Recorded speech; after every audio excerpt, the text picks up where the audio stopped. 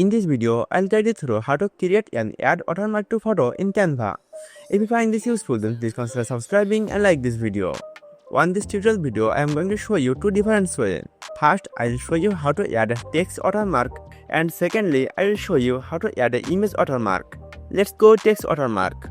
First, we click on text and drag and drop a text. Now, in the type your watermark and set the position. Now select your text and change the color and set up a new position.